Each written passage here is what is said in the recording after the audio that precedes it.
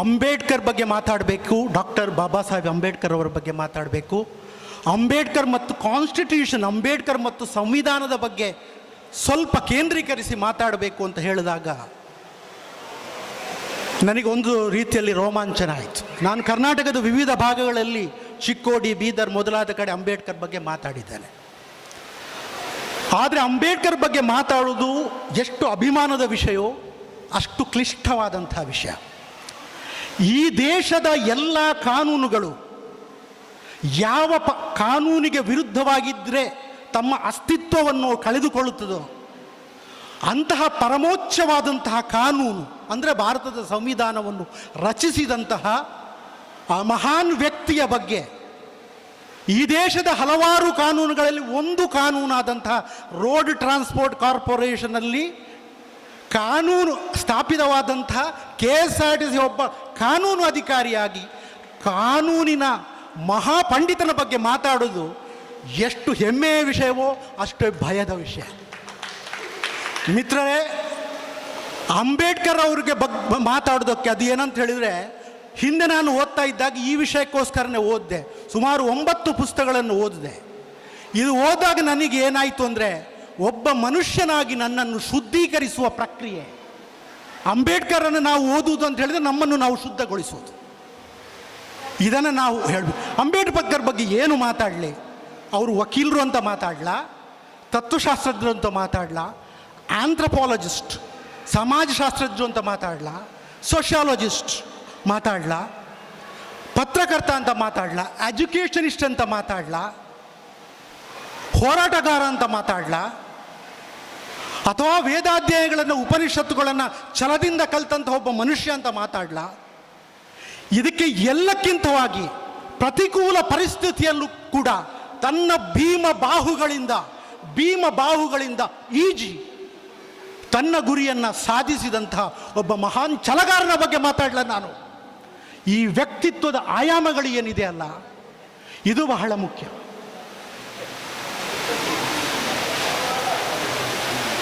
ಅಂಬೇಡ್ಕರ್ ಬಗ್ಗೆ ಜೀವನ, ಕಾನ್ಸ್ಟಿಟ್ಯೂಷನ್ ಅಂತ ನಾವು ಮಾತಾಡಿದರೂ ಕೂಡ ಅಂಬೇಡ್ಕರ್ ಜೀವನವನ್ನು ಬಿಟ್ಟು ನಾವು ಸಂವಿಧಾನದ ಬಗ್ಗೆ ಮಾತಾಡಲಿಕ್ಕೆ ಆಗುವುದಿಲ್ಲ. ಯಾಕೆಂತ ಹೇಳಿದರೆ, ನೋವನ್ನು ಅನುಭವಿಸಿದವನಿಗಷ್ಟೇ ನೋವು ಗೊತ್ತು. ಸಂವಿಧಾನದಲ್ಲಿ ಏನು ತತ್ವಗಳನ್ನು ಅವರು ಅಲ್ಲಿ ಅಳವಡಿಸಿದಾರೋ ಅದು ಬದುಕಿನ ಒಂದು ರೀತಿಯ ಪ್ರತಿಫಲನವಾಗಿ ನಮಗೆ ಕಾಣ್ತದೆ. ಮೇಡಮ್ ಅವರು ಹೇಳಿದರು, ಶೋಭಿತಾ ಮೇಡಮ್ ಅವರು, ಅವ್ರಿಗೆ ಗೊತ್ತಿದೆ ಎಲ್ಲ ಕಾಲದಲ್ಲೂ ಒಳ್ಳೆಯವರಿದ್ದಾರೆ, ಎಲ್ಲ ಕಾಲದಲ್ಲೂ ಕೆಟ್ಟವರಿದ್ದಾರೆ. ಆದರೆ ಸಮಾಜವೇ ಒಂದು ಕೆಟ್ಟ ದೃಷ್ಟಿಯಲ್ಲಿ ಸಮಾಜದ ಭಾಗವಾಗಿ ಹಿಂದೂ ಧರ್ಮದ ವರ್ಣಾಶ್ರಮ ಧರ್ಮದ ಹೊರಗಡೆ ಇರತಕ್ಕಂಥ ಒಂದು, ಅವರು ಸ್ಪಷ್ಟವಾಗಿ ಹೇಳ್ತಾರೆ, ಆ ಶಬ್ದವನ್ನು ನಾವು ಉಚ್ಚರಿಸುವುದು ತಪ್ಪು. ಬಟ್ ಅಂಬೇಡ್ಕರ್ ಯಾವಾಗಲೂ ಅನ್ಟಚೇಬಲ್ಸ್ ಅಂತೇಳೋ ವರ್ಡನ್ನೇ ಉಪಯೋಗ ಮಾಡ್ತಿದ್ದು, ಅದು ಸಮಾಜದ ವಾಸ್ತವ. ಆದರೆ ಅವರಿಗೆ ಬಾಲ್ಯದಲ್ಲಿ ಸಿಹು ಇತ್ತು. ಪೇಂಡ್ರೆ ಅಂತ ಒಬ್ಬರು ಅಧ್ಯಾಪಕರಿದ್ದರು. ಅಂಬೇಡ್ಕರ್ ಸಣ್ಣ ಏಜಲ್ಲಿ ಛಲವಾದಿ ತನ್ನ ಮಿತ್ರನ ಜೊತೆ ಪಂಥ ಕಟ್ಟಿ ಮಳೆ ನೀರಲ್ಲಿ ಒದ್ದೆಯಾಗಿ ತರಗತಿಗೆ ಬರುವಾಗ ಮನೆಗೆ ಕರ್ಕೊಂಡು ಹೋಗಿ ಬಟ್ಟೆ ಹೊದಿಸಿದವರು. ಆಮೇಲೆ ಇನ್ನೊಂದು ಘಟನೆ ಬರ್ತದೆ. ಕೆಲವೊಂದು ಇದರಲ್ಲಿ ಮಹಾದೇವ ಅಂಬೇಡ್ಕರ್ ಅಂತಿದೆ, ಇನ್ನೊಂದರಲ್ಲಿ ಕೃಷ್ಣ ಕೇಶವ ಅಂಬೇಡ್ಕರ್ ಅಂತ ಇದೆ. ಇವರ ರಾಮ್ಜಿ ಸಕ್ಪಾಲ್ ಅಂತ ಹೇಳುವ ಇವರು. ಅಲ್ಲಿ ಏನಂತ ಹೇಳಿದರೆ, ಇವರ ಮೂಲ ಇದು ಅಂಬಾವಾಡೇಕರ್. ಆದರೆ ಆ ಜನಾಂಗಕ್ಕೆ ಆ ಊರಿನ ಹೆಸರನ್ನು ಸರ್ನೇಮವಾಗಿ ಇಡತಕ್ಕಂತಹ ಒಂದು ಅವಕಾಶ ಕೂಡ ಇರಲಿಲ್ಲ ಅಂತ ಹೇಳೋದು ಎಷ್ಟು ಖೇದ ಪರಿಸ್ಥಿತಿ ಅಂತ. ಅಂಥ ಸಂದರ್ಭದಲ್ಲಿ ಅವರ ಒಬ್ಬರು ಅಧ್ಯಾಪಕರು ಅಂಬೇಡ್ಕರ್, ಅವರ ಸರ್ನೇಮ್ ಕೂಡ ಅಂಬೇಡ್ಕರ್ ಅಂತ. ಇದನ್ನೇ ನಾವು ಇತಿಹಾಸಗಳಲ್ಲಿ ನಾವು ನೋಡ್ತೀವಿ. ಮೆಟ್ರಿಕ್ಯುಲೇಷನಲ್ಲಿ ನೋಡಬೇಕು. ಮೆಟ್ರಿಕ್ಯುಲೇಷನ್ ಆ ಸಂದರ್ಭದಲ್ಲಿ ಪಾಸ್ ಮಾಡಿದ ಆ ವರ್ಗದ ಮೊದಲ ವ್ಯಕ್ತಿ 1907ರಲ್ಲಿ ಅವರು. ಆ ಸಂದರ್ಭದಲ್ಲಿ SK ಬೋಳೆ ಅಂತ ದೊಡ್ಡ ಸಮಾಜ ಸುಧಾರಕರು, ಅವರ ಅಧ್ಯಕ್ಷತೆಯಲ್ಲಿ ಅವರಿಗೆ ಸನ್ಮಾನ ಆಗ್ತದೆ. KA ಕೇಳುಸ್ಕರ್ ಅಂತ ಹೇಳುವವರ ವ್ಯಕ್ತಿ ಅಂಬೇಡ್ಕರ್ಗೆ ಬಹಳ ಅಭಿಮಾನ. ಅವರು ಗೌತಮ ಬುದ್ಧನ ಬಗ್ಗೆ ಒಂದು ಪುಸ್ತಕವನ್ನು ಕೊಡ್ತಾರೆ. ಆ ಸಂದರ್ಭದಲ್ಲಿ ಮೆಟ್ರಿಕ್ಯುಲೇಷನ್ ಪಾಸ್ ಆದ ಟೈಮಲ್ಲಿ ಅದು ಅವರ ಜೀವನವನ್ನೇ ಬದಲಾಯಿಸ್ತಕ್ಕಂತಹ ಒಂದು ಇದಾಗ್ತದೆ. ಆಮೇಲೆ ಅವರು ಪ್ರೈಮರಿ ಸ್ಕೂಲ್ ಸತಾರ್, ಅವರು ಹುಟ್ಟಿದ್ದು ಮಹಾವ್ ಅಂತ ಹೇಳಿ ಅವರ ತಂದೆ ಮಧ್ಯಪ್ರದೇಶದಲ್ಲಿದ್ದರು. ಸತಾರಕ್ಕೆ ಬರ್ತಾರೆ. ಆಮೇಲೆ ಅವರು ಮುಂಬೈಗೆ ಬರ್ತಾರೆ. ಎಲ್ಲದರಲ್ಲೂ ಕೂಡ ಅವರ ಗೋಣಿ ಚೀಲವನ್ನು ಅವರೇ ತಗೊಂಡೋಗಿ ಅಲ್ಲೇ ಕೂತ್ಕೋಬೇಕು, ಅಂತಹ ಪರಿಸ್ಥಿತಿ. ಆಮೇಲೆ ಒಂದು ಒಂದು ಒಂದು ಒಂದು ಘಟನೆಯಲ್ಲಿ ಹೇಳ್ತಾರೆ, ಕೆಲವು ಆ ಶಾಲೆಗಳಲ್ಲಿ ಉಳಿದ ವಿದ್ಯಾರ್ಥಿಗಳಿಗೆ ನೀರು ಕೊಟ್ಟರಷ್ಟೇ ಇವರು ತಗೊಳ್ಬೇಕು. ಪಿಯೋನು ಟ್ಯಾಪ್ ಆನ್ ಮಾಡಿದರೆ ನೀರು ಕುಡಿಬೇಕು. ಅಂಬೇಡ್ಕರ್ ಒಂದು ಕಡೆ ಹೇಳ್ತಾರೆ ಆ ನೋವನ್ನು ಕೂಡ, no peon no water.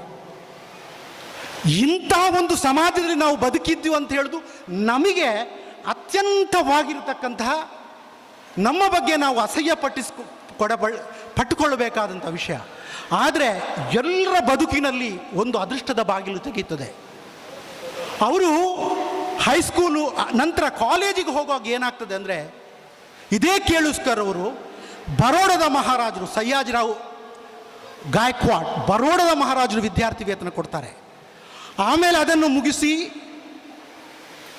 BA ಮುಗಿಸಿ ಮತ್ತೆ ಕೊಲಂಬಿಯಾ ಯೂನಿವರ್ಸಿಟಿಗೆ ಹೋದಾಗ ಕೂಡ ಅದೇ ಸಯ್ಯಾಜಿರಾವ್ ಗಾಯಕ್ವಾಡ್ರವರು ಅವರನ್ನು ಕಳಿಸ್ತಾರೆ.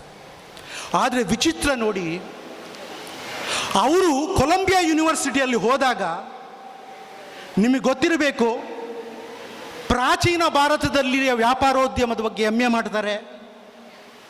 ಆಗಲೇ ಡಾಕ್ಟರ್ ಗೋಲ್ಡನ್ ಮೀಸರ್ ಏರ್ಪಡಿಸಿದಂಥ ಸಂಕೀರ್ಣದಲ್ಲಿ ಭಾರತದಲ್ಲಿರುವ ಜಾತಿಗಳು ಅವುಗಳ ಉಗಮದ ಬಗ್ಗೆ ಮಾಡ್ತಾರೆ. ಭಾರತದ ಹಣಕಾಸು ವ್ಯವಸ್ಥೆಯ ಬಗ್ಗೆ PhD ಮಾಡ್ತಾರೆ. ನೀವು ಇವತ್ತು ಒಂದು ಮಾತಾಡೋದನ್ನು ಸೋಷಿಯಲ್ ಮೀಡಿಯಾದಲ್ಲಿ ಕೇಳ್ತೀವಿ, ಯಾರೋ ಬರೆದ ಸಂವಿಧಾನವನ್ನು ಯಾರೋ ಓದಿದ್ರು ಅಂತ. ಯಾರೋ ಬರೆದ ಸಂವಿಧಾನವನ್ನು ಯಾರೋ ಓದಲಿಕ್ಕೆ ಅದು ಕವನ ಸಂಕಲನ ಅಲ್ಲ ಸ್ವಾಮಿ, ಅದು ಪಂಚಾಂಗವೂ ಅಲ್ಲ. ಅಂಬೇಡ್ಕರ್ ಅಂತಹ ಮೇರು ವ್ಯಕ್ತಿತ್ವಕ್ಕೆ ಈ ಸಂವಿಧಾನವನ್ನು ಬರೆಯುವುದು ದೊಡ್ಡ ವಿಷಯವೇ ಅಲ್ಲ. ನೀವು ಓದಬೇಕಾಗಿಲ್ಲ. ನನ್ನ ಭಾಷಣದ ಕೊನೆಗೆ ನಿಮ್ಮಲ್ಲಿ ಈ ಭಾವನೆ ಮೂಡಿದರೆ ನನ್ನ ಭಾಷಣ ಸಾರ್ಥಕ ಅಂತ ನಾನು ಭಾವಿಸ್ತೇನೆ. ಆಮೇಲೆ ಕೊಲಂಬಿಯಾ ಯೂನಿವರ್ಸಿಟಿಲಿ MA PhD ಆಗಿನ ಕಾಲದಲ್ಲಿ ಮತ್ತೆ ಬರ್ತಾರೆ. ಮತ್ತೆ ಬಂದಾಗ ರಾಜರು ಹೇಳಿದರು ನಮ್ಮಲ್ಲಿ ಕೆಲಸ ಮಾಡಬೇಕು, ಸಂಸ್ಥಾನದಲ್ಲಿ ಕೆಲಸ ಮಾಡಬೇಕು ಅಂತ ಹೇಳುವ ಕಂಡೀಷನ್ ಮೇಲೆ ಅವರನ್ನು ಅಲ್ಲಿ ಕಳಿಸುವಂಥದ್ದು. ಬರ್ತಾರೆ. ಅವರು ಬರುವಾಗ ರೈಲ್ವೆ ಸ್ಟೇಷನಲ್ಲಿ ಒಬ್ಬನೇ ಒಬ್ಬ ಅಧಿಕಾರಿ ಅವರನ್ನು ಸ್ವಾಗತಿಸಲಿಕ್ಕೆ ನಿಲ್ಲಿಸಲಿಲ್ಲ. ಮಿಲಿಟರಿ ಕಾರ್ಯದರ್ಶಿಯಾಗಿ ಕೊಡ್ತಾರೆ ಅವರನ್ನು. ಮೊದಲಾಗಿ ರಾಜರು ಬೆನ್ನಿತಟ್ಟು ಮಾತಾಡಿದರೆ ಜವಾನ ಕಡತವನ್ನು ಮೇಜಿನ ಮೇಲೆ ಎಸಿತಾ ಇದ್ದ. ಭಾಳ ನೊಂದ್ಕೊಳ್ತಾರೆ. ಒಂದು ಮನೆ ಸಿಗುವುದಿಲ್ಲ ಅವರಿಗೆ. ಪಾರ್ಸಿಗಳ ಮನೆಗೆ ಹೋಗ್ತಾರೆ. ಆ ಪಾರ್ಸಿಗಳು ಕೂಡ ಕೊನೆಗೆ ನೀನು ಯಾರು ಅಂತ ಕೇಳಿದಾಗ ನಾನು ಹಿಂದೂ ಅಂತ ಹೇಳಿದಾಗ ನಿನ್ನ ಜಾತಿ ಯಾವುದು ಅಂತೇಳಿ ಅನ್ಯ ಸಮಾಜದವರು ಕೇಳುವಾಗ ನೋಡಿ, ಆಗಿನ ಸಂದರ್ಭದಲ್ಲಿ ಕೊಲಂಬಿಯಾ ಯೂನಿವರ್ಸಿಟಿಗೆ ಹೋಗಿ ಬಂದಂಥ ವ್ಯಕ್ತಿಗೆ ನಮ್ಮ ಭಾರತೀಯ ಸಮಾಜ ಯಾವ ರೀತಿಯ ಒಂದು ಇಲ್ ಟ್ರೀಟ್ಮೆಂಟನ್ನು ಕೊಟ್ಟಿದೆ ಅಂತ ನೋಡಬೇಕು. ಇಂಗ್ಲೆಂಡಿಗೆ ಹೋಗ್ಲಿಕ್ಕಾಗಲಿಲ್ಲ, ಮತ್ತೆ ಅದನ್ನು ಮುಂದುವರಿಸ್ತಾರೆ. ಆಗ ಬರುವವರು ಇನ್ನೊಬ್ಬ ರಾಜರು, ಶಾಹು ಮಹಾರಾಜ್ ಅಂತ, ಕೊಲ್ಲಾಪುರದ ಶಾಹು ಮಹಾರಾಜರು. ನೋಡಿ, ಈಗ ಎಲ್ಲರೂ ಕೂಡ ರಾಜರ್ಷಿ ಅಂತ ಇಟ್ಕೊಳ್ತಾರೆ. ರಾಜರ್ಷಿ ಅಂದರೆ ಏನು? ರಾಜ ಆಗಿ ಇಟ್ಕೊಂಡು ಋಷಿ. ಸರ್ವೇ ಜನವ ಸುಖಿನೋ ಬಂತು, ಲೋಕ ಸಮಸ್ತ ಸುಖಿನೋ ಬಂತು. ಆ ಋಷಿತ್ವ ಇದ್ದವ ರಾಜರ್ಷಿ. ಆ ರಾಜರ್ಷಿ ಅಂತ ಪಟ್ಟಕ್ಕೆ ಅರ್ಹರಾದವರು ನಿಮ್ಮ ಪುರಾಣಗಳು ನೋಡಿದರೆ ಜನಕ ಮಹಾರಾಜನಿಗೆ, ಸೀತೆ ಅವ್ರ ತಾಯಿಗೆ ಹೇಳ್ತೀವಿ. ನಂತರ ನೋಡಿದರೆ ರಾಜಶ್ರೀ ಇವರು ನಾಲ್ವಡಿ ಕೃಷ್ಣರಾಜ ಒಡೆಯರಿಗೆ ಹೇಳ್ತೀವಿ. ಆಮೇಲೆ ನಾವು ಹೇಳುವಂಥದ್ದು ಶಾಹು ಮಹಾರಾಜರು. ಬಹುಶಃ ಇವರು ಬರೋಡದ ರಾಜರು ಕೂಡ ಅದೇ ಒಂದು ಸಾಲಿಗೆ ಸೇರ್ಬೋದು. ಆದರೆ ಪರಿಸ್ಥಿತಿ ಹೇಗಿದೆ ಅಂತ ಹೇಳಿದರೆ, ಆ ರಾಜರ ಒಂದು ಆಶ್ರಯದಲ್ಲಿ ಅವರು PhD ಮಾಡಿಕೊಂಡು MA ಮಾಡಿಕೊಂಡು ಬಂದರೂ ಕೂಡ ಒಂದು ಮನೆಯನ್ನು ಹುಡುಕಿಕೊಡ್ಲಿಕ್ಕೆ ಆ ರಾಜರಿಗೂ ಆಗೋದಿಲ್ಲ. ಈ ಸಾಮಾಜಿಕ ಪರಿಸ್ಥಿತಿ ಯಾವ ಮಟ್ಟದಲ್ಲಿ ಇದೆ ಅಂತ ಯೋಚನೆ ಮಾಡಿ. ಮತ್ತೆ ಇಂಗ್ಲೆಂಡಿಗೆ ಹೋಗ್ತಾರೆ. ಅಲ್ಲಿ ಗ್ರೇಸ್ ಇನ್ನಲ್ಲಿ ಬಾರೆಟ್ ಲಾಗೆ ಇದು ಮಾಡ್ತಾರೆ. ಮತ್ತೆ ಅಲ್ಲಿ ಏನು ಮಾಡ್ತಾರೆ, ಅಲ್ಲಿ MSc ಇನ್ ಇಕನಾಮಿಕ್ಸ್, DSc, ಅದು ಕೂಡ ಭಾರತದ ರೂಪಾಯಿಯ ಸಮಸ್ಯೆಗಳು ಅಂತ, ಭಾರತೀಯ ರೂಪಾಯಿಯ ಸಮಸ್ಯೆಗಳು ಅಂತ ಹೇಳೋ ಬಗ್ಗೆ ಡಾಕ್ಟ್ರೇಟ್ ಮಾಡ್ತಾರೆ. ಮತ್ತೆ ಬರ್ತಾರೆ. ಹೀಗೆ ಜೀವನ ಸಾಗ್ತಾ ಇರ್ತದೆ. ಆಮೇಲೆ ಮೇಡಮ್ ಅವರು ಹೇಳಿದಾಗೆ ಅವರು 3 ಶಬ್ದಗಳನ್ನು ಮುಖ್ಯವಾಗಿ ಉಪಯೋಗಿಸ್ತಾರೆ. ಏನಂತ ಹೇಳಿದರೆ, ಒಂದು ಬಹಿಷ್ಕೃತ, ಅಂದರೆ ಎಕ್ಸ್ಕ್ಲೂಡೆಡ್. ಇನ್ನೊಂದು ಆಪ್ರೆಸ್ಡ್ ಅಂತ ಹೇಳುವ ಅರ್ಥದಲ್ಲಿ, ದಲಿತ ಅಂತ ಹೇಳುವ ಅರ್ಥದಲ್ಲಿ. ಆಮೇಲೆ ಮೂಕರಂದರೆ ಯಾರು? ವಾಯ್ಸ್ಲೆಸ್. ಆ ಸಂದರ್ಭದಲ್ಲಿ ಸ್ವರವೇ ಇರದಂಥ, ಧ್ವನಿಯೇ ಅಡಗಿದಂತಹ ಒಂದು ಜನಾಂಗದ ಪ್ರತಿನಿಧಿಯಾಗಿ ಬರ್ತಾರೆ. ಆಮೇಲೆ ಇಷ್ಟೆಲ್ಲ ಆದ ನಂತರವೂ ಕೂಡ ಸಂವಿಧಾನದ ಆಮೇಲೆ ನೀವು ನೋಡಬೇಕು. ಯಾಕೆ ಇದನ್ನು ನಾನು ಹೇಳ್ತೇನೆಂದರೆ, ಭಾರತಕ್ಕೆ ಸಂವಿಧಾನ ಒಮ್ಮೆಲೆ ಸಿಕ್ಕಿಲ್ಲ, ಇದು ಕಾನ್ಸ್ಟಿಟ್ಯೂಷನಲ್ ಪ್ರಾಸೆಸ್. ಅದಕ್ಕಿಂತ ಮೊದಲು 1909ರಲ್ಲಿ ಮಾಂಟೆಮಿರ್ಲೋ ಸುಧಾರಣೆಗಳಲ್ಲಿ ಏನೂ ಭಾರತಕ್ಕೇನು ಸಿಗಲಿಲ್ಲ. 1919ರಲ್ಲಿ ಮಾಂಟೆಗೋ ಚೆಮ್ಸ್ಫೆಲ್ ಸುಧಾರಣೆ ಅಂತ ಬರ್ತದೆ, ಆಗ ಇದನ್ನು ಮಾಡ್ತಾರೆ. ಆಮೇಲೆ 1919ರಲ್ಲಿ ಸೌತ್ ಬರೋ ಕಮಿಷನ್ನ ಮುದ್ದೆ ನಿಮ್ನ ವರ್ಗದ ಪ್ರತಿನಿಧಿಯಾಗಿ ನಿಮ್ನ ವರ್ಗದ ಸಮಸ್ಯೆಗಳನ್ನು ಹೇಳ್ತಾರೆ. 3 ದುಂಡು ಮೇಜಿನ ಪರಿಷತ್ತುಗಳಿಗೆ ಭಾರತದ ಪ್ರತಿನಿಧಿಯಾಗಿ ಹೋದಂಥ ಏಕೈಕ ವ್ಯಕ್ತಿ ಡಾಕ್ಟರ್ ಅಂಬೇಡ್ಕರ್. ಮಹಾತ್ಮ ಗಾಂಧಿಯವರು 2ನೇ ಸಮ್ಮೇಳನಕ್ಕೆ ಹೋಗಿ ಮೊದಲದಕ್ಕೆ ಬಹಿಷ್ಕರಿಸ್ತದೆ ಆಗಿನ ಭಾರತೀಯ ರಾಷ್ಟ್ರೀಯ ಕಾಂಗ್ರೆಸ್. ಅಂಬೇಡ್ಕರ್ ಹೇಳ್ತಾರೆ, ಕೆಲವರು ಹೇಳ್ತಾರೆ, ಎಷ್ಟು ಟೀಕೆ ಇದು ಹೇಳ್ತಾರೆ ಅಂದರೆ, ಅಂಬೇಡ್ಕರ್ ಅವರು ಸ್ವಾತಂತ್ರ್ಯ ಸಂಗ್ರಾಮದ ಬಗ್ಗೆ ಆಸಕ್ತಿಯನ್ನೇ ತಗೊಳ್ಳಿಲ್ಲ, ಬ್ರಿಟಿಷರ ಜೊತೆ ಕೈ ಜೋಡಿಸಿದ್ರು ಅಂತ. ದಯವಿಟ್ಟು ಅರ್ಥ ಮಾಡ್ಕೊಳ್ಬೇಕು, ಯಾವತ್ತೂ ಅವರು ಬ್ರಿಟಿಷರಿಗೆ ಸೆಲೆಬಾಗಿಲ್ಲ. ಅವರ ರೂಪಾಯಿಯ ಸಮಸ್ಯೆಗಳು ಅಂತ ಹೇಳೋದು ಫಸ್ಟ್ PhD ಪ್ರಬಂಧ ರಿಜೆಕ್ಟ್ ಆಗ್ತದೆ. ಅದು ಅವಾಗ ಬ್ರಿಟಿಷರು ದೊಡ್ಡ ಕ್ರಾಂತಿಕಾರಿ ವ್ಯಕ್ತಿ ಅಂತ ತಿಳ್ಕೊಳ್ತಾರೆ. ಆಮೇಲೆ ಅಲ್ಪ ಸ್ವಲ್ಪ ಬದಲಾವಣೆ ಮಾಡಿದ ನಂತರ PhDಯನ್ನು ಅವರೇ ಕರೆದು ಕೊಡ್ತಾರೆ ಯೂನಿವರ್ಸಿಟಿಯವರು. ಇಂತಹ ಮಹಾನ್ ವ್ಯಕ್ತಿ. ಗಾಂಧೀಜಿಯವರು ಕೂಡ ದೊಡ್ಡ ವ್ಯಕ್ತಿನೇ. ಆದರೆ ಅವ್ರು ಏನು ಹೇಳ್ತಾರೆ ಅಂದರೆ, ದೇವರ ದೃಷ್ಟಿಯಲ್ಲಿ ನಾವು ಸಮಾನರು ಅಂತ ನಮಗೆ ಬೇಡ, ಮನುಷ್ಯರ ದೃಷ್ಟಿಯಲ್ಲಿ ನಾವು ಸಮಾನರು ಅಂತ ಬೇಕು. ಬಹಳವಾದಂಥ ವೈರುಧ್ಯವಿತ್ತು. ಅವರು ಕೂಡ ಇಬ್ಬರೂ ಕೂಡ ಮಹಾನ್ ವ್ಯಕ್ತಿಗಳೇ. ಆದರೆ ಅವ್ರು ಹೇಳ್ತಾರೆ, ಗಾಂಧಿಯವರು ಏನು ಹೇಳ್ತಾರೆ, ವರ್ಣಾಶ್ರಮ ಧರ್ಮದಲ್ಲಿ ಸಾಮರ್ಥ್ಯದ ಮೇಲೆ ಯಾವ ಉದ್ಯೋಗವನ್ನು ಮಾಡ್ಬೋದು. ಅವ್ರು ಹೇಳ್ತಾರೆ, ಹೌದು ಸ್ವಾಮಿ, ಆದರೆ ಇವತ್ತು ಜಾತಿಗೂ ವರ್ಣಾಶ್ರಮಕ್ಕೂ ಏನು ವ್ಯತ್ಯಾಸ ಇದೆ? ಜನ್ಮದಿಂದ ಬಂದಂತಹ ಈ ಜಾತಿ ಯಾವ ವರ್ಣಾಶ್ರಮವಾದ ಬಗ್ಗೆ ನೀವು ಹೇಳ್ತಾ ಇದ್ದೀರಿ? ಅದನ್ನೇ ಬ್ರಿಟಿಷರ ಮುಂದೆ ಹೇಳ್ತಾರೆ, ಶತಮಾನಗಳಿಂದ ನಾವು ಇಲ್ಲಿಯ ಸಮಾಜದಿಂದ ನಲುಗಿ ಹೋಗಿದ್ದೀವಿ, ನೀವು ಬಂದು ಇಷ್ಟು ವರ್ಷ ಆಯಿತು, ನೀವು ನಮಗೆ ಏನು ಮಾಡಿದ್ರಿ ಅಂತ ಬ್ರಿಟಿಷರನ್ನು ಎದೆಯುಬ್ಬಿಸಿ ಮೇಜು ಕುಟ್ಟಿ ಅಂತ ಹೇಳ್ತೀವಲ್ಲ ನಾವು, ಆ ರೀತಿ ಘಂಟಾಘೋಷವಾಗಿ ಅದನ್ನು ತಮ್ಮ ಹಕ್ಕುಗಳನ್ನು ಸಾರಿದಂಥ ಒಬ್ಬ ಏಕಮಾತ್ರ ವ್ಯಕ್ತಿತ್ವ ಇದ್ದರೆ ಅದು ಬಾಬಾ ಸಾಹೇಬ್ ಅಂಬೇಡ್ಕರ್ ಅಂತೇಳಿದ್ರೆ ನಾವು ನೆನಪಲ್ಲಿಟ್ಕೊಳ್ಬೇಕು. ಅವ್ರ ಬಗ್ಗೆ ಎಷ್ಟೋ ಮಾತಾಡ್ಬೋದು. ಬ್ರಿಟಿಷರು ಸುಮ್ಮನೆ ಕೊಟ್ರ ನಮಗೆ ಸ್ವಾತಂತ್ರ್ಯ? ಇಲ್ಲ.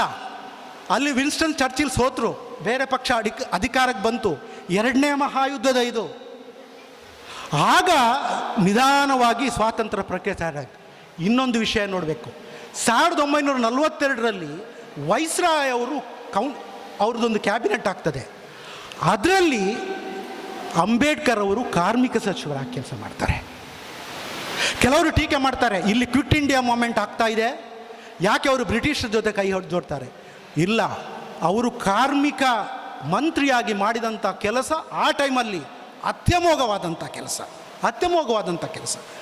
ಅದೇ ಸಂದರ್ಭದಲ್ಲಿ ಬ್ರಿಟಿಷರು ಏನು ಮಾಡ್ತಾರೆ, ಈ ಮಹಾತ್ಮ ಗಾಂಧಿ ಥರ ಎಲ್ಲರನ್ನು ಅಂಡಮಾನ್ ಜೈಲಿಗೆ ಕಳಿಸಬೇಕು ಅಂತ ಹೇಳ್ತಾರೆ.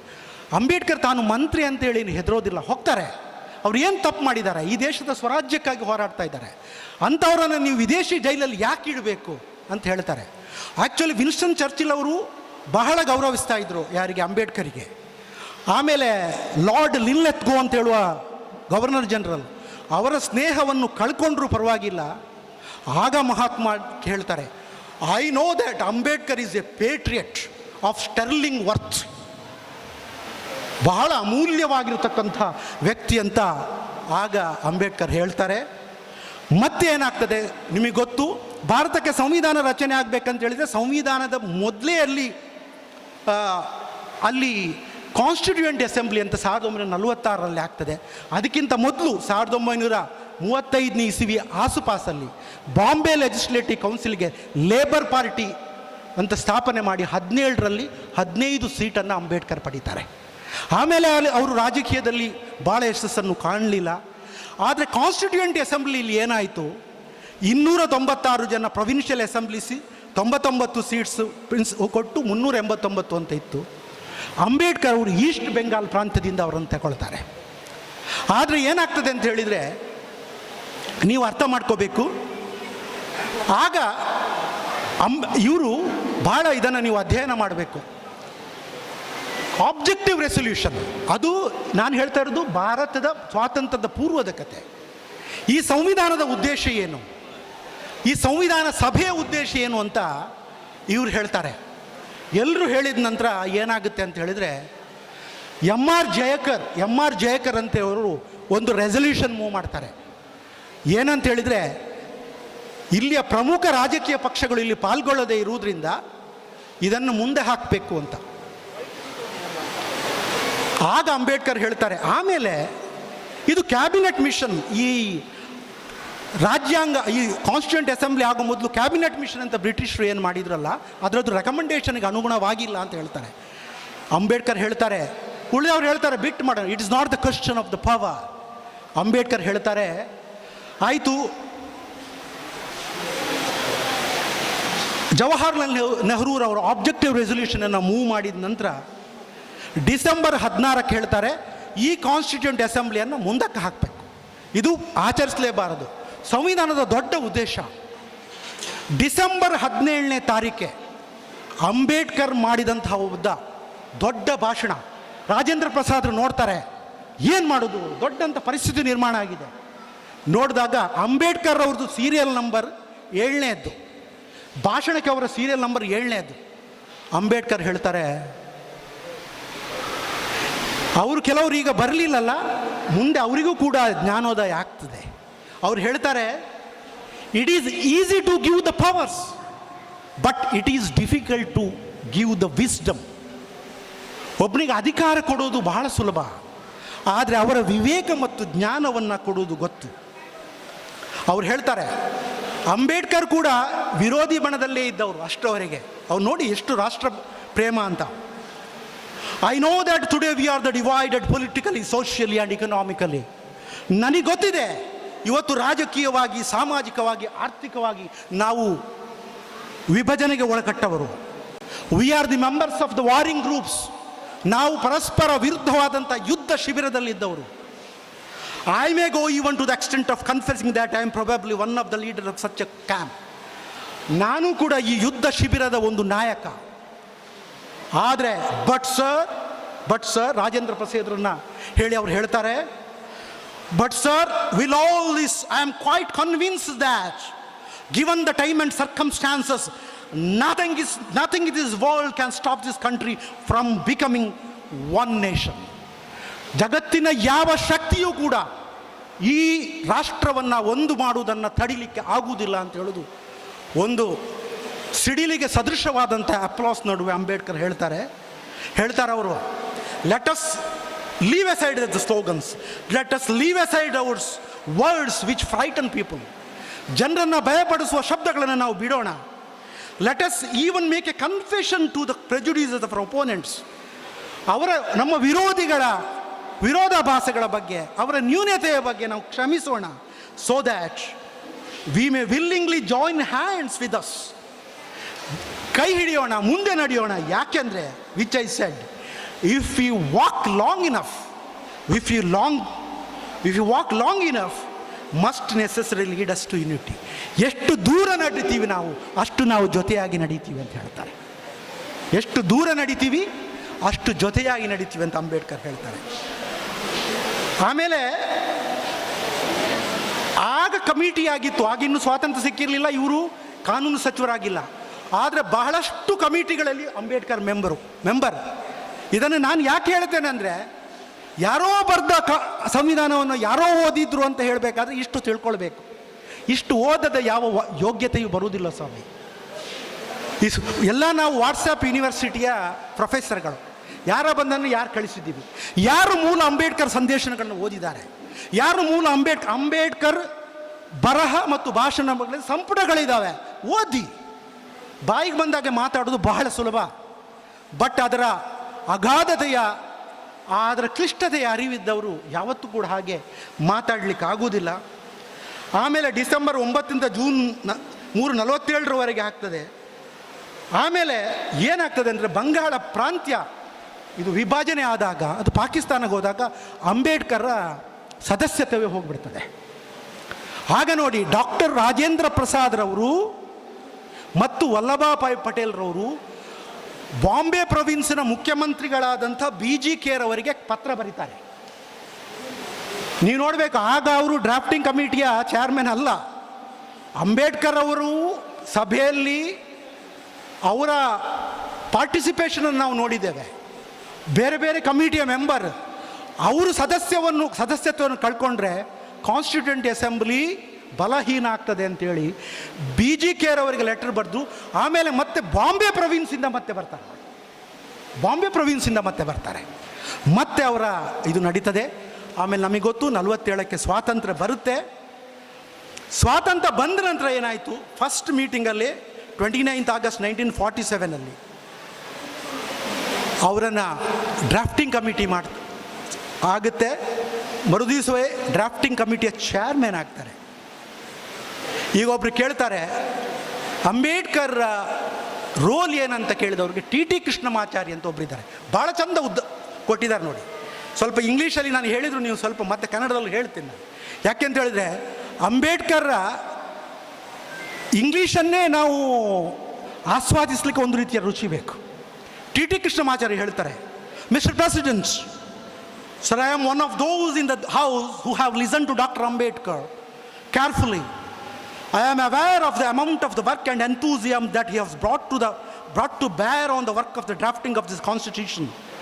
The house perhaps aware that of the 7 members nominated by you, one had resigned from the house and was not replaced.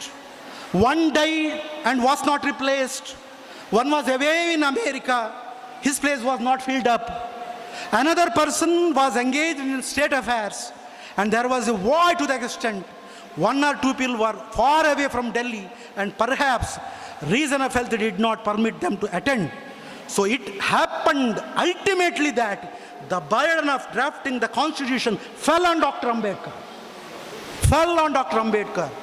And I have no doubt that we are grateful to him for having achieved this task in a manner which is undoubtedly commendable.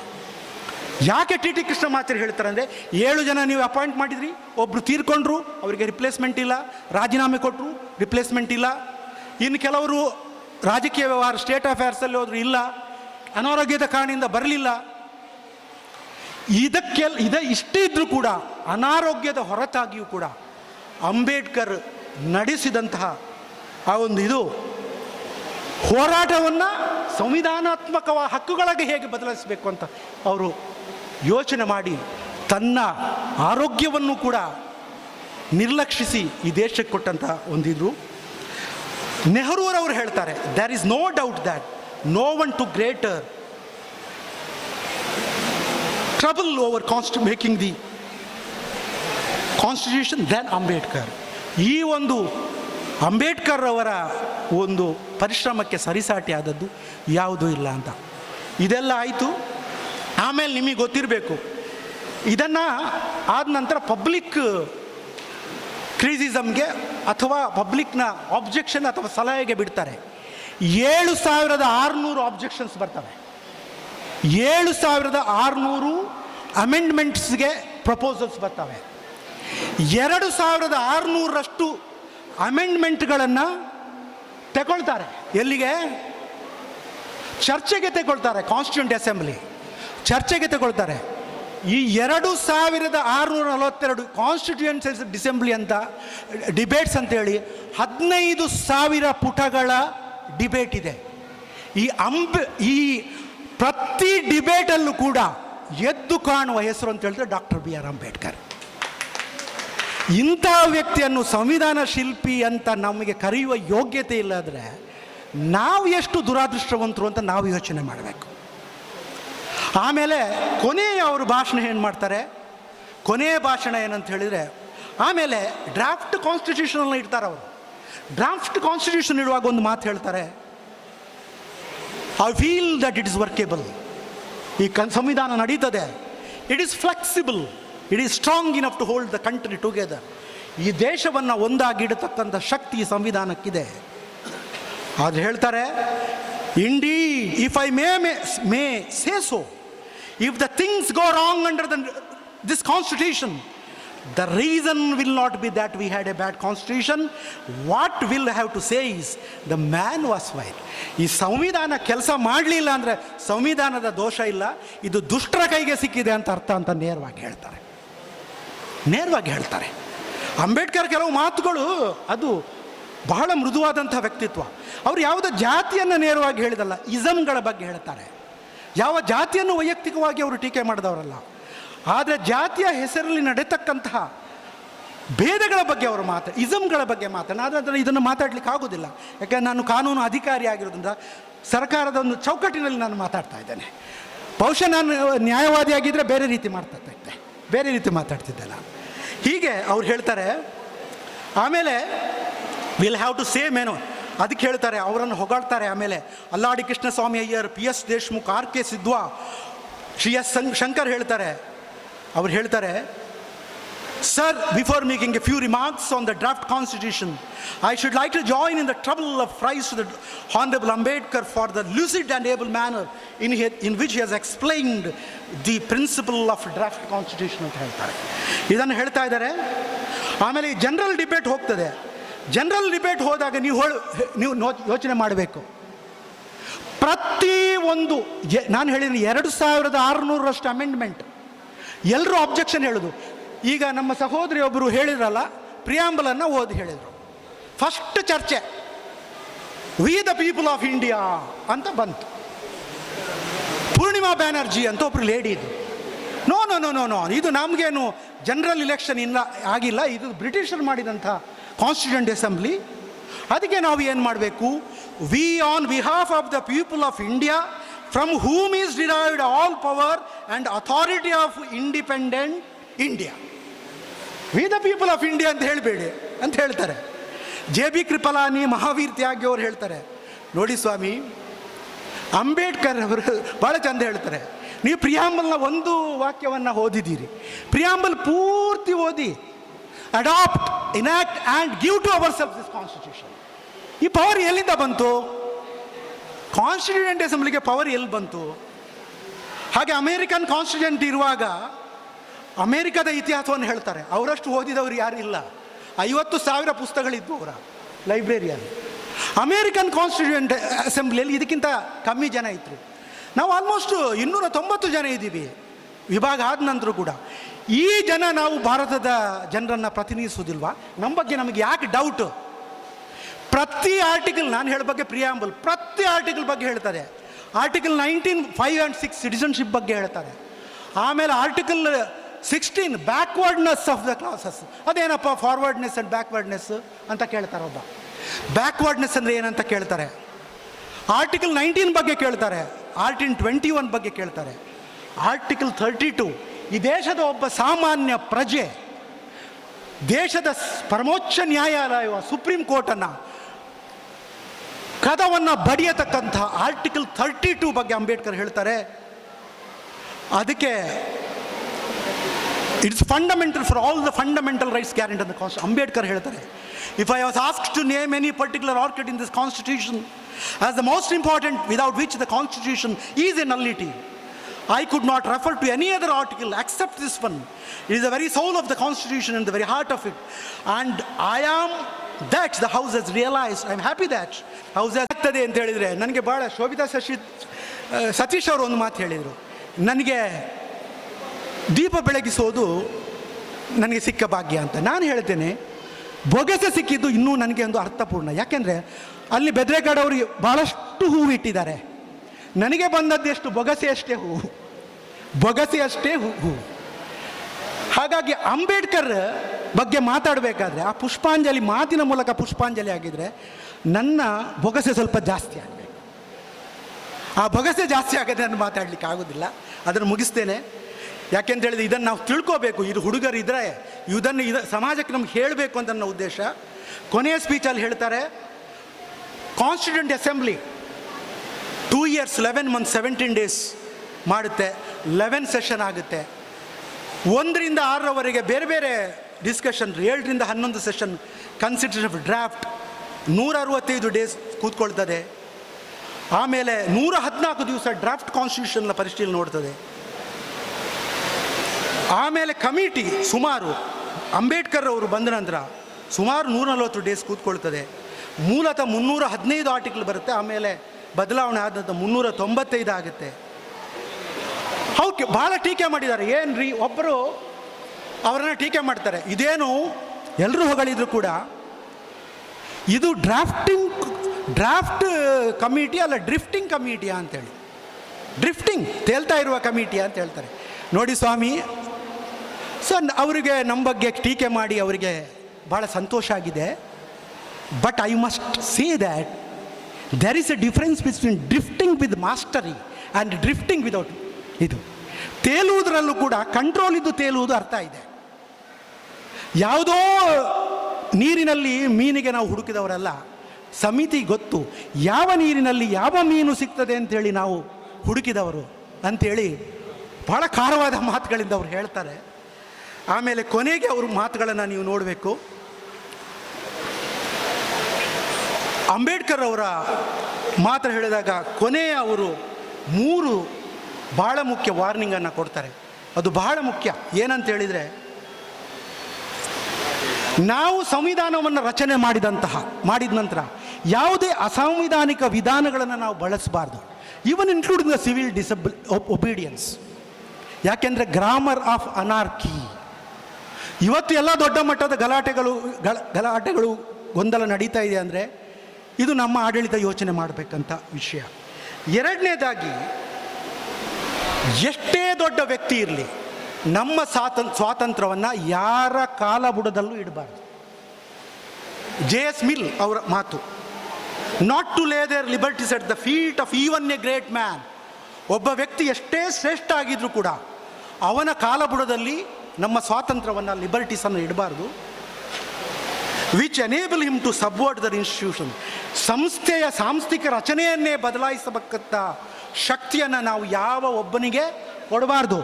ಅವರು ಹೇಳ್ತಾರೆ, ಅಧ್ಯಾತ್ಮದಲ್ಲಿ ಭಕ್ತಿ ಮೋಕ್ಷಕ್ಕೆ ದಾರಿಯಾಗಿರ್ಬೋದು, ಆದರೆ ಪ್ರಜಾಪ್ರಭುತ್ವದಲ್ಲಿ ನಾವು ಯಾರು ಭಕ್ತರಾಗಬಾರ್ದು ಅಂತ ಹೇಳ್ತಾರೆ. ಭಕ್ತರಾಗಬಾರ್ದು ಅಂತ ಹೇಳ್ತಾರೆ. ಆಮೇಲೆ ಏನು ಹೇಳ್ತಾರೆ,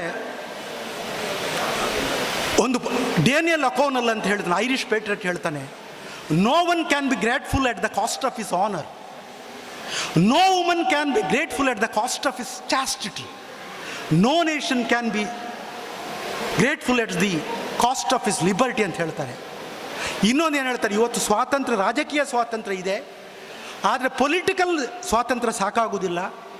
ಸೋಷಿಯಲ್, ಸಾಮಾಜಿಕವಾದಂತಹ ನಮಗೆ ಸ್ವಾತಂತ್ರ್ಯ ನಿಜವಾಗಿ ಸಿಗಬೇಕು ಅಂತ ಹೇಳ್ತಾ, ಆಗ ಕೊನೆಗೊಂದು ಹೇಳ್ತಾರೆ, ರಾಜೇಂದ್ರ ಪ್ರಸಾದ್ರ ಕೊನೆಯ ಮಾತು, before I close I must express my thanks to all the members of this August Assembly sitting in a chair is watching the proceedings.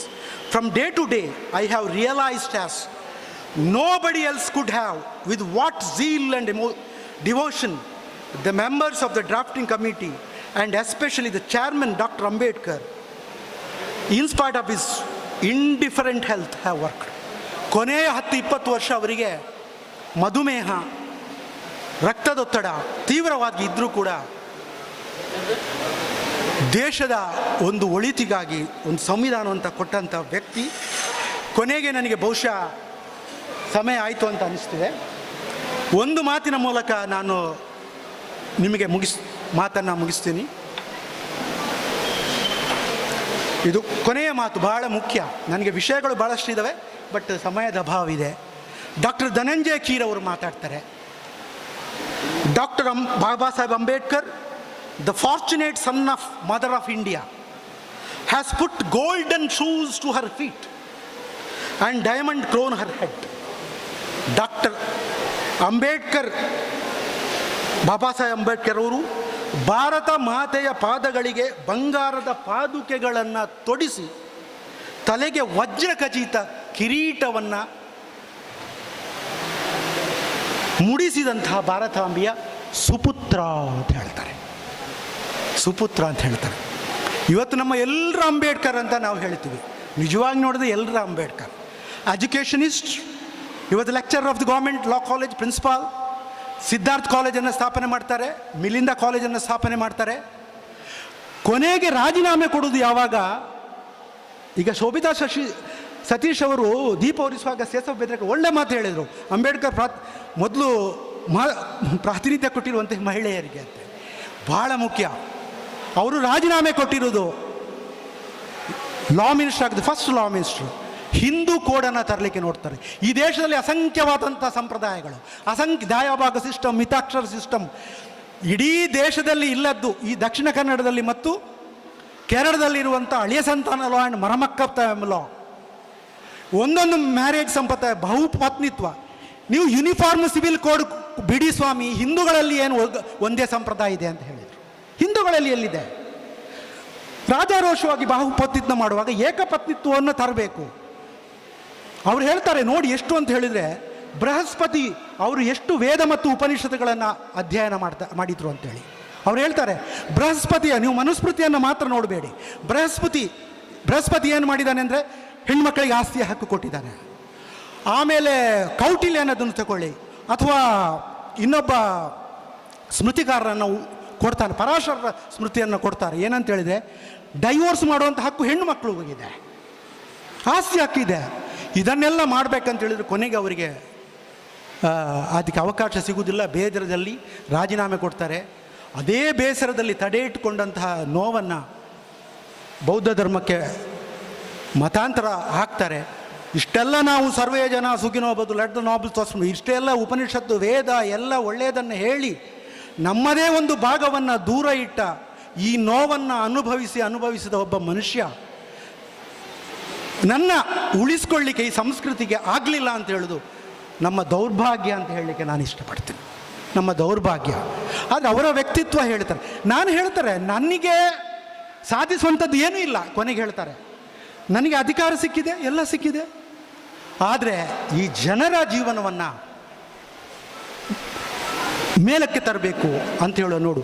ಒಂದು ಬೇಸರದಲ್ಲಿ ಹೇಳ್ತಾರೆ, ಅದನ್ನು ನಾವು ಹೇಳಬೇಕು. ಒಂದು ಮಾತು ಅವರಿಂದ ರಾಜ್ಯಸಭೆ ಸದಸ್ಯ ಆದಾಗ ಒಂದು ಮಾತು ಬರುತ್ತೆ. ಮಾತಾಡಿ ಅವರು ಟೀಕೆ ಮಾಡ್ತಾರೆ. ಆಗ ಅವರು ರಾಜೀನಾಮೆ ಕೊಡ್ತಾಯಿದ್ರೆ ಯಾವುದೂ ನಡೀತಾ ಇಲ್ಲ ಅಂತ. ಆಗ ಒಬ್ಬರು ಕಡ್ಜು ಅಂತ ಹೇಳಿ ಗೃಹ ಸಚಿವರು ಹೇಳ್ತಾರೆ, ನೀವೇ ಸಂವಿಧಾನ ಮಾಡಿದವರು ನೀವೇ ಟೀಕೆ ಮಾಡ್ತಾ ಇದ್ದೀರಾ ಅಂತ. ಹೌದು, ನಾನು ಮಾಡಿದ್ದು ಹೌದು. ಆದರೆ ಇದು ದುರುಪಯೋಗ ಆಗ್ತದೆ ಅಂತ ಹೇಳಿದರೆ ಇದನ್ನು ಸುಡುವವನಲ್ಲಿ ನಾನೇ ಮೊದಲು ಅಂತ ಬೇಜಾರದಲ್ಲಿ ಹೇಳ್ತಾರೆ. ಅದು ಅವರ ವಾಕ್ಯ ಅಂತ ನಾವು ತಿಳ್ಕೋಬಾರ್ದು. ಸಂವಿಧಾನದ ಯೋಗ್ಯತೆ ಅಲ್ಲ. ಆಮೇಲೆ 2 ವರ್ಷಗಳ ನಂತರ ಕೇಳ್ತಾರೆ ರಾಜ್ಯಸಭೆಯಲ್ಲಿ ಇನ್ನೊಬ್ಬರು, ನೀವು ಹಿಂದೆ ಹಾಗೆ ಹೇಳಿದ್ರಲ್ಲ ಅಂತ. ನೀವು ಕೇಳಿದ್ದು ಒಳ್ಳೆಯದಾಯಿತು, ಅದಕ್ಕೆ ನಾನು ಕಾರಣ ಹೇಳಿಲ್ಲ, ಈಗ ಹೇಳ್ತೀನಿ. ನಾವು ದೇವರಿಗೋಸ್ಕರ ದೇವಸ್ಥಾನವನ್ನು ಕಟ್ಟಿದ್ದೇವೆ, ಆದರೆ